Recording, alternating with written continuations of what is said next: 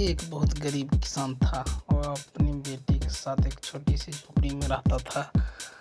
उसके पास खेती करने के लिए इतनी कम ज़मीन थी कि उसकी फसल को बेचकर उससे बिल्कुल थोड़े रुपये मिलते थे। उन रुपयों से वो लोग ठीक से खाना भी नहीं खा पाते थे। वह राजा के पास अपनी समस्या लेकर गया। राजा दयालु था। उन्होंने किसान को अपनी ज़मीन में से कुछ ज़मीन दे दी खेती करने के लिए। उन्होंने कहा, यह ज़मीन तो हमारी ही रहेगी, लेकिन उस पर उगने वाली फसल तुम्हारी होगी। किसान ने राजा को बहुत बहुत धन्यवाद दिया। एक दिन वह खेत की जुताई कर रहा था, तभी उसका हाल किसी कठोर चीज़ से टकराया। उसने कहा, उस खुद का देखा तो उसने सोने की एक ओखली मिली। किसान ईमानदार था। उसने अपनी बेटी से कहा, हमें यह ओखली राजा को खेत से मिली है। जिसकी ज़मीन है उसकी यह ओखली भी है, इसलिए हमको इसे राजा को लौटा देना चाहिए। किसान की बेटी बोली, नहीं पिताजी, आप ऐसा मत कीजिए। आपको सिर्फ ओखली मिली है। यदि राजा ने आपको इससे सोने की मूसल भी मांगी तो आप क्या करेंगे? आप इस ओखली को अपने पास ही रखिए। लेकिन किसान को यह बात ठीक नहीं लगी। वह बोला, जो चीज़ हमें मिली नहीं उसे मांगने का कोई अधिकार नहीं है।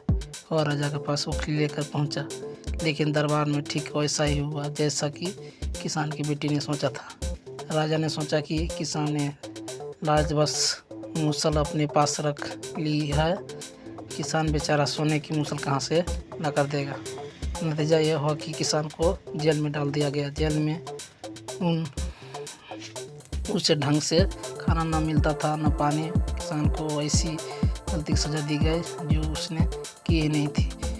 वह खाए पिए बिना निढाल हो गया। लेटे लेटे वह रोता रहता और कहता था, बेटी की बात मानी होती, काश मैंने कहीं बेटी की बात मानी होती। एक दिन राजा ने उसे ऐसा करते हुए सुन लिया।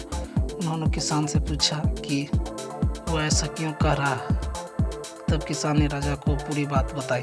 राजा को अपनी गलती का एहसास हुआ।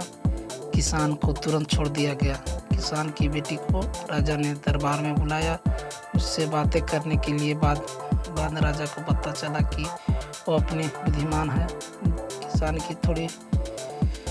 किसान की बेटी को राज के खजाने का मंत्री बना दिया गया। उन्होंने रहने के लिए घर और सभी सुख सुविधा दी गई।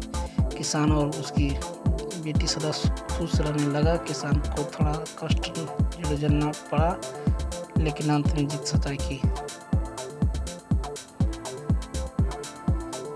Thank you, bye bye.